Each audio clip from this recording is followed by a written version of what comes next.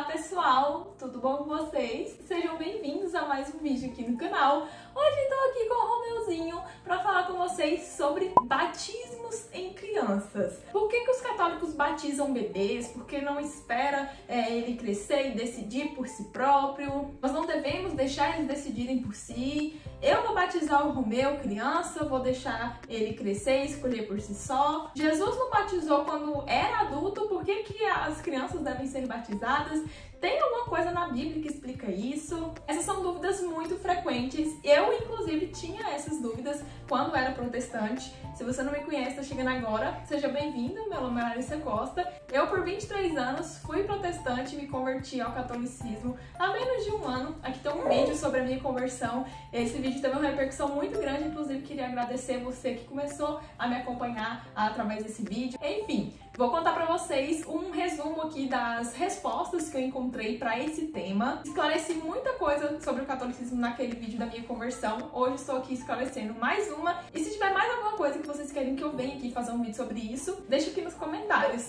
Bem, o batismo católico ele é um pouquinho diferente do batismo protestante. E falar sobre essas diferenças aqui é muito difícil, porque, como eu disse naquele vídeo, um dos pontos negativos que eu vejo na igreja evangélica é porque existem várias, centenas e centenas de denominações, então cada uma tem ali a sua doutrina, cada uma interpreta a Bíblia à sua maneira. Existem igrejas evangélicas que batizam crianças e bebês, existem algumas que não, só lá depois de adulto, existem algumas que na pré-adolescência e na adolescência já batizam, e é muito complicado eu falar das diferenças justamente por isso. Eu vou falar, por exemplo, que o batismo na igreja protestante é um símbolo de conversão, né? Você está se convertendo àquela religião e por isso você se batiza. Então ela é um símbolo.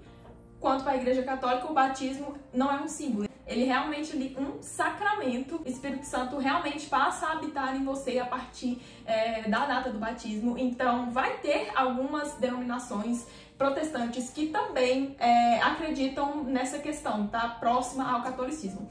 Inclusive, a igreja luterana, a igreja anglicana, né, que foram ali os primeiros protestantes, né? A igreja luterana foi a igreja deixada pelo Martinho Lutero, né? Na própria igreja dele batizam-se crianças. Inclusive, a igreja luterana, se você entrar em uma lá na Alemanha, ela é muito parecida com a igreja católica. As músicas, a forma... O batismo, para nós católicos, ele representa o nascimento em Cristo. O Espírito Santo passa a habitar você a partir do batismo. Aqui no Catecismo da Igreja Católica, na parte do catolicismo, parágrafo 1277, diz que o batismo constitui o nascimento para a vida nova em Cristo. Então, é justamente sobre isso. Assim como a criança nasceu ali, né, em carne, ela também precisa nascer para o Espírito, e é nisso que nós católicos acreditamos.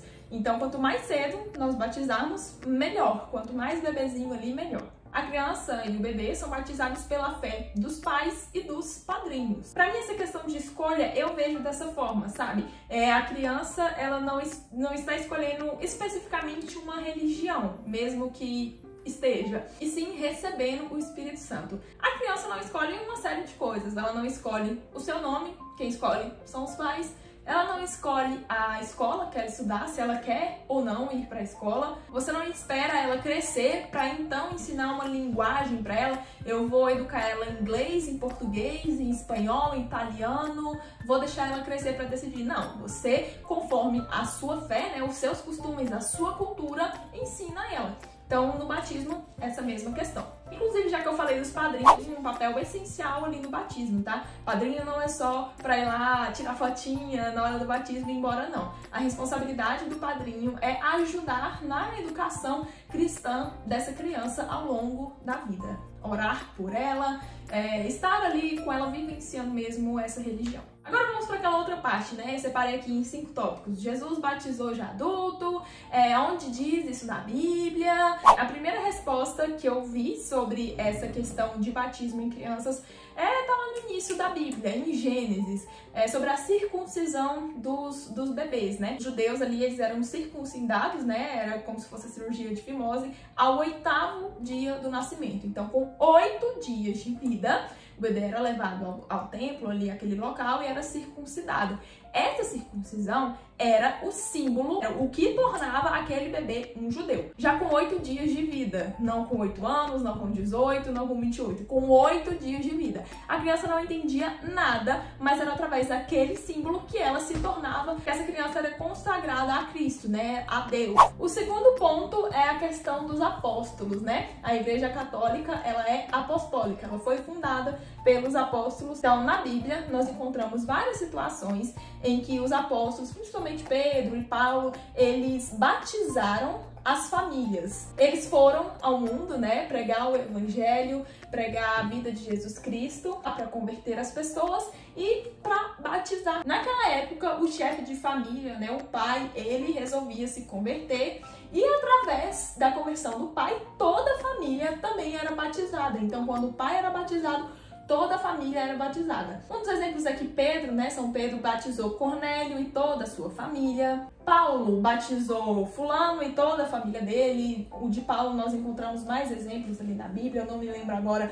os nomes. Mas será que essas famílias tinham crianças? Sim, gente. Naquela época não é como hoje, né? As pessoas tinham muitos filhos. Então, sim, né? Essas famílias tinham crianças, tinham bebês. O terceiro ponto que eu vi é a questão ali na carta de Paulo aos Colossenses. Paulo diz que o batismo é a nova circuncisão, fazendo menção a essa passagem lá de Gênesis, né? E ao que acontecia ali, de fato, naquela época, né? A circuncisão aos 8 dias de vida, o batismo era a nova circuncisão.